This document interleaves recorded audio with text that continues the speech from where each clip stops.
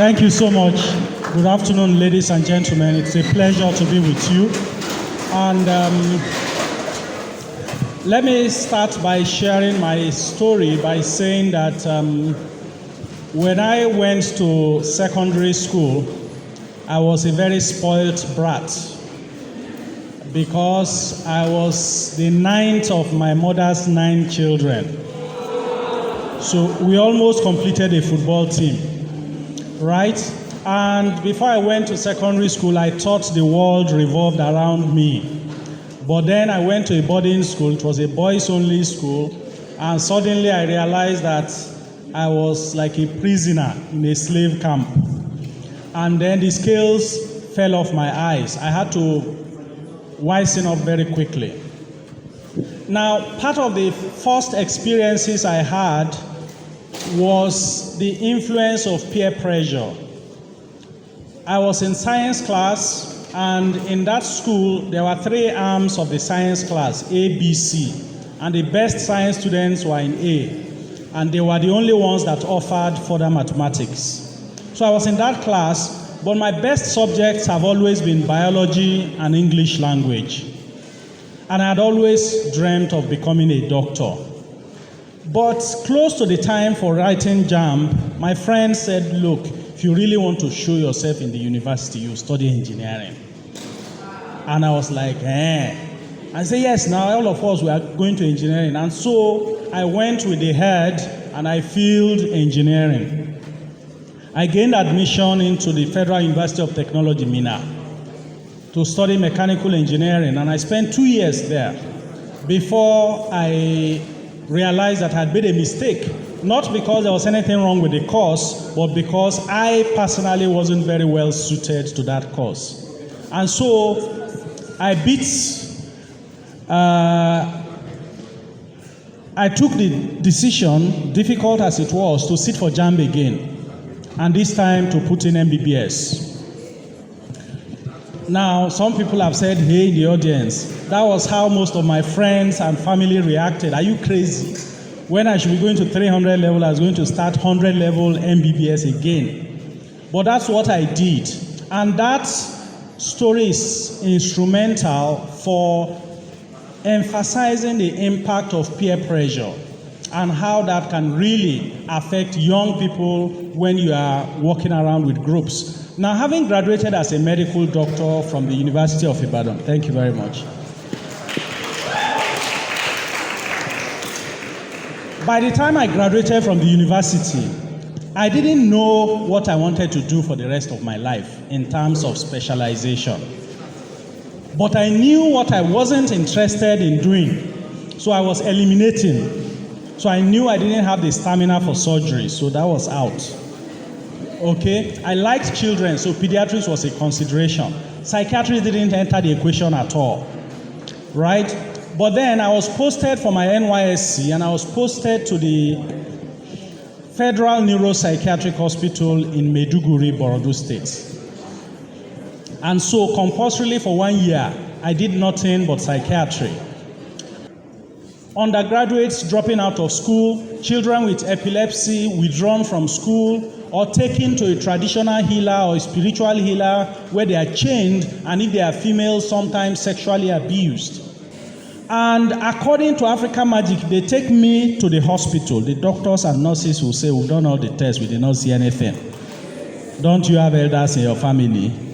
LFSLA. Thank you. You people are watching too much Africa Magic. Now, unfortunately, what that narrative does is that it unconsciously brainwashes the society to accept that mental illness is not a medical problem, it's a spiritual problem. And so if you go to hospital, you are wasting your time, right? But if you then go to Babalawo, you get well. Go to a pastor, you get well. Go to a malam, you get well. Or go to hospital, you are wasting your time. So that's what I mean by believe in supernatural causation. Drug abuse, of course, we know that is very prevalent. Now, these are the common pictures you see across our society when individuals have mental health challenges. They are chained on the bare floor in an abandoned building. Reports like this by The Guardian: torture houses as correctional centers, houses of torture, discovered housing hundreds, being stabbed and sexually abused in Nigeria, many times because they have mental illness. Can you see the wheels on his back from beating? You know, they want to exorcise the demons from you. So they do beating therapy, morning, afternoon, night. Right? Would any of us want to be treated that way? Obviously not. Chained to a wheel, you can see the scars on the back of this young man or this woman chained to a tree. Children in Akwa Ibom accused of being child witches and wizards. Right? And this is a phenomenon that is pushing, most of these children are then pushed out on the streets. This is a young girl. You can see the scar on her forehead. That scar was inflicted by her biological dad, who had been told that she's a witch and she's responsible for all the misfortunes of his family, and he wanted to get rid of her. She survived, thankfully. Or this, a traditional healer with his patient chained to a tree in an unkept building. Human Rights Watch of New York has published a report in 2019 documenting the human rights abuses of persons with mental illness in Nigeria. Not just in Nigeria, in Ghana, across Africa, actually. And so, when you have a choice between these two, the entrance of the University College Hospital and being chained somewhere, which one will you prefer if perchance you develop a mental health problem? No brainer, right? We will all want to be treated in a place that is decent and so on. And one thing that it's important for us to appreciate about mental health is that our brain controls everything we do. Our thinking, our intelligence, our memory, behavior, mood, whether we are happy or we are sad, all of these are features of the brain. And this brain uses chemicals, neurotransmitters. When the level of these chemicals are too low or too high, that is when you have symptoms of a mental health challenge. Are we together? Now, across the lifespan, you can have mental health problems in children, problems such as autism, attention deficit hyperactivity disorder, and so on and so forth. In adults, you can have everything. As you grow older, or really old, above 65 and 70, you can then also suffer from dementia. So across the lifespan, from infancy through childhood, into adolescence, into adulthood, into old age, you can have mental health problems at any time. Females are especially vulnerable. For instance, during pregnancy, after delivery, females can have postpartum depression because of the hormonal changes associated with pregnancy. Right. So, ladies and gentlemen, if my wife is pregnant and she puts to bed and afterwards she then has postpartum depression, will it be right to call my wife a mad woman because she has postpartum depression? If my son were to have autism or have delay in communication, will it be right to call my son who is autistic a mad boy? Thank you. So we need to change our mindset and our orientation about mental health and mental, and that this is the work we do at the ASIDO Foundation, because so many perish for lack of knowledge. Ignorance is the biggest barrier. Once upon a time in this country, twins were being killed as evil children before a certain Mary Slessor. Now we celebrate them as double bundle of joy. Is that not so? Once upon a time in this country, we didn't understand genotype, hemoglobinopathies, sickle cell disease. We didn't understand it. And so we are talking of Abiku or Banje because they will give birth to children, and if the couple are ASAS, once they have a child with SS, the child will be sick many times and may then die because you can't treat what you don't even understand. So there was no treatment for that which we do not understand at that time. Right? And so we gave it spiritual colorations. They are spirit children coming over and over to torment their parents. They are Ogbanje, they are Abiku. Now that we know better, that is dying a natural death. So our work at the ASIDO Foundation aims to promote awareness and understanding around mental health so that gradually the superstitious beliefs, the shame, the stigma will also die a natural death. We will also have more empathy, more support, more understanding for anybody who is going through mental health challenges. That's the idea. So common case scenarios, I've mentioned some of these, so I won't waste your time. Why did we start the ASIDO Foundation and what are we trying to achieve? Just take a look at this. The latest research shows that we really should do something with all this research. You get the joke? Right. So we have to move from the narrow confines of our clinics to go into the community. The number of individuals who will come to your clinic is just a tiny tip of the iceberg compared to the burden in society. And that is what we need to address. I'm going to move very quickly now. So the ASIDO Foundation, we launched a campaign called the Unashamed Campaign in 2020. The idea is to say that let this decade be one where there is no more shame, no more stigma for mental illness. Let us support, have empathy, and encourage open conversations to promote mental health awareness in our society. So I encourage you to visit our website, www.asidofoundation.com/unashamed. We are recruiting signatures. We want to have 1 million people sign the pledge. We hope you will help us get to that number. And we also have student campuses across some universities called ASIDO Campus Network. And that is the student arm of the ASIDO Foundation, piloted in the University of Ibadan, currently with branches in Unilag, OAU, Lautech University, and we hope at some point TEDxABUAD will also be able to have a branch. We have a project called Project Hope. What we are doing with this project is to pick homeless persons with mental illness, take them off the streets, take them to hospital, pay for their treatment and rehabilitation. We know we cannot get all of them off the streets, but it's a pilot project just to illustrate the fact that they can be successfully treated and rehabilitated, and they will return to normal and productive lives. Let us not turn our back on anybody. Nobody should be without hope.